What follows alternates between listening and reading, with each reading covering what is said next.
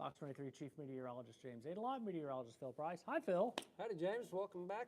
It's good to be here. You rested? No. No. I hear it's going to snow a little bit. Yes, it's kind of been the word of the past week. I've seen some snow, some cold air, That's some the sleet. the S word of choice. Thankfully, no ice. No, but you know what? Before we get into the snow, we need to stop down for just a moment and wish our leader, our news director, Amy Sullivan, a happy birthday. Yes. Happy birthday to Amy. So I actually told her earlier, James, that with your snowblower, as she heads out. She's leaving now. Yeah. That you're going to go snowblow her driveway for her birthday present. She's got to leave an extension cord hanging out because it's one of those cheap electric ones. Look at this beautiful pastoral snow scene we have behind us. Now let's ruin it by putting on some data. As we go through the afternoon, this is the rest of the afternoon into the early evening, it's kind of slow to develop because the atmosphere is really dry. So while the clouds are over us and they will start dumping out precipitation, you'll see it on radar, on apps. It's not going to be reaching the ground because it'll be evaporating before it reaches the ground. So we'll continue to watch that. Basically be flurries or maybe an ice pellet or two. We will start getting this stuff to the ground during the evening as snow and sleet develop first to the south of I-40 and start spreading to the north.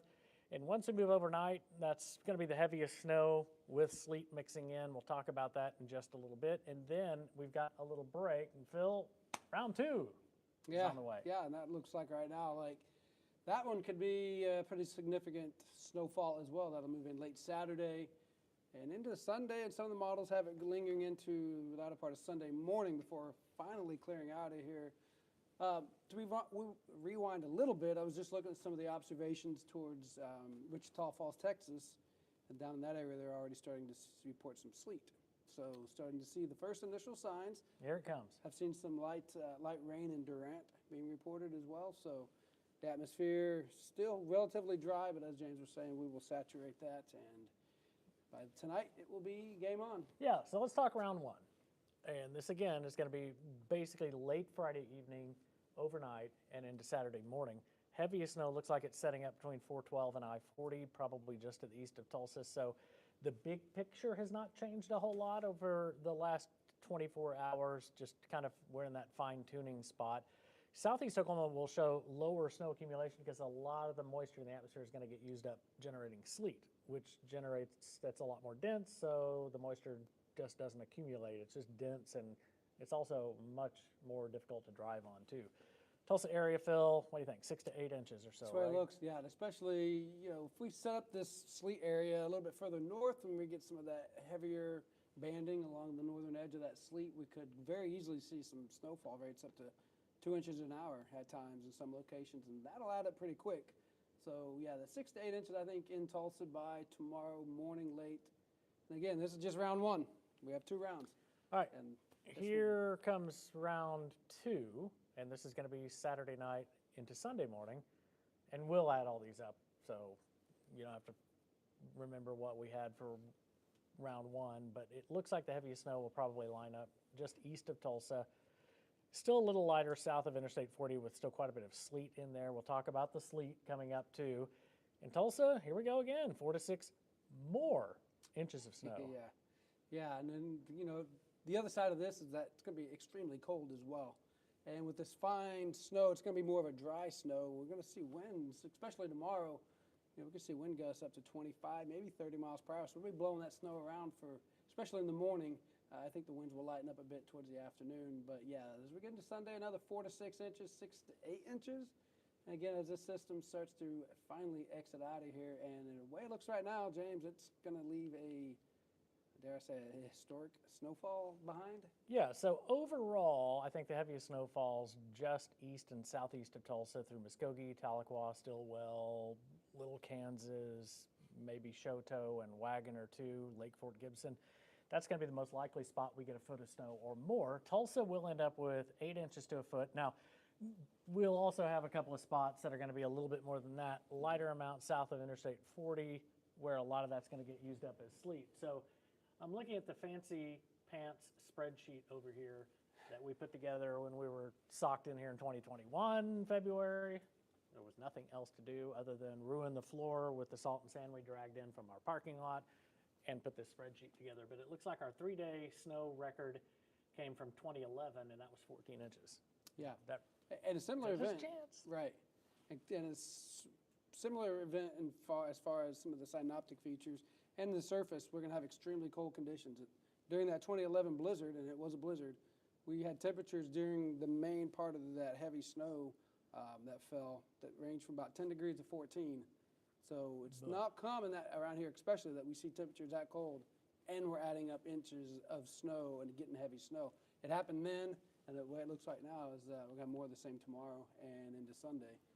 All right, let's talk about the ice. Most of the ice from this is going to fall in the form of sleet. There will be a little freezing rain. That's the glaze ice that accretes and accumulates on power lines and trees and causes power outages, and just that glaze ice coating. And I think that's going to pass us by to the south. Dallas, Oof. here it comes.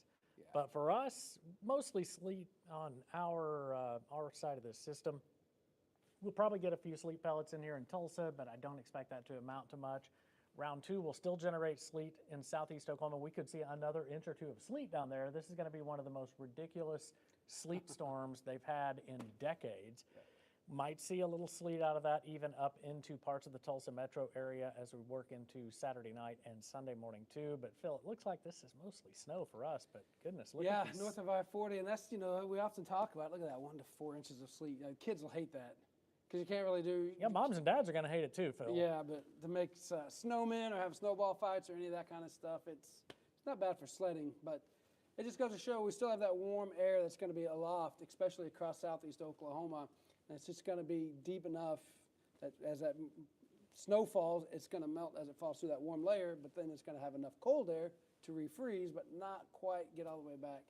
And that's why we're going to get that sleet to the south. Yeah, you want to talk about our bell curve. So to me, this shows us that it's a little more likely we have a little bit more than 12 inches of snow than it is we have a little less than 8 inches of snow. So if, goodness, if we can top 14 inches, then hooray, a record. And you know, if we're going to do this, we might as well be setting records. And a note to my neighbors, their mother-in-law just got here today and was planning on leaving tomorrow. Uh-oh. The mother-in-law is staying in the house Yeah. for the duration of the snowstorm. Yep, Hopefully they have wine. Airports will be closed up for a while, and the problem is this is going to extend from Texas, Oklahoma, all the way into the Northeast. Yeah, and our own Rick Marinon sent me a picture. He's leaving town. He's the smartest one of the bunch. And he sent a picture that the arrival board at Tulsa International Airport stopped at 3 p.m. So he's been told by people at a couple of airlines they're just not even going to fly flights up here on Saturday. So in general, when airlines have to deal with a widespread weather disruption like this, they prefer the planes to be at the hub airports because when they get back up to speed, it's easier to get equipment going from hub airports than just scattered here, there, and everywhere around the country. So it's going to be a while before air travel to Tulsa can integrate back into the system. Woo! Well, and the fact that we're going to be seeing this system move through, and then we've got cold air for a while behind it. We do, can't wait. Yeah, and if we do get this big, foot wide spread area of snow, there's scenarios we may not get above freezing even next week to some degrees. I mean, it'll be a struggle in a couple of days. And that's important to talk about road conditions and travel too, because I've been putting on my Facebook posts. Of course, it's now well past noon, but get out of Dodge by noon today if you're leaving town, and don't plan on getting back until Monday afternoon at the earliest. But I don't know that we're going to see widespread improvement until Tuesday afternoon when temps are at least close to freezing with sunshine. But the problem we're going to have, even with sunshine, while we melt a lot of this during the day, it's going to refreeze solid right at sunset. So as soon as the sun goes down, any standing water will probably flash freeze real quick. We're going to have ice again all over the place where water can collect, which is usually where traffic signals are. So be extra careful with those intersections. And if you are heading out to the grocery store, again, be kind to get what's left. Yeah, be kind to the grocery store employees. They like it even less than we do. And we do not get money for talking about snow from grocery stores. Yeah, So. I'm actually headed out to get some dog food. Just realized my dog's almost out of food. Gotta have the dog food, so You yeah. buy a big sack of rice. That's A bunch of dog food and What did I say? Sardines are left, raisin bread, raisins, black licorice, just all the gross stuff nobody wants. No. Somebody's going to comment on that. You can have my share. I'm not against it. I don't want it banned. You can have my share. Hey, yeah. It's going to be a long night, isn't it? It's going to be. Yep. We'll be back in the morning. Getting early, getting an early start. We'll start our Saturday show 6 a.m. and we'll be here with all the, James and I with all the updates and all the latest. And then meteorologist Mike Grogan will take over the helm tomorrow afternoon, and then we'll pass it off to Laura, and we'll rinse and repeat and continue to refine and get through this storm system together. And as bad as sleet and snow are, it's still better than severe weather and tornadoes. And So, ice. To put it in perspective, Yes. Dallas will be worse than what we have to endure. Yep. I'll take a foot of snow over a quarter-inch of ice any day of the week. Absolutely. Well, thanks for joining us on this awesome YouTube, and happy birthday, Amy. Yep. Turning, what, 30? I don't know. I think she's older than that, but I'm not going to ask. 29, okay. 29. 29 is the polite answer. All right. Y'all hunker down, stay warm, and if you want to see something funny, I'll get around to posting my snowblower gravity combination from last February at some point. Check him out on Probably, Facebook. It's pretty funny. Check me out on Facebook doing a face plant. More of a butt plant, wasn't it? Yeah, it was.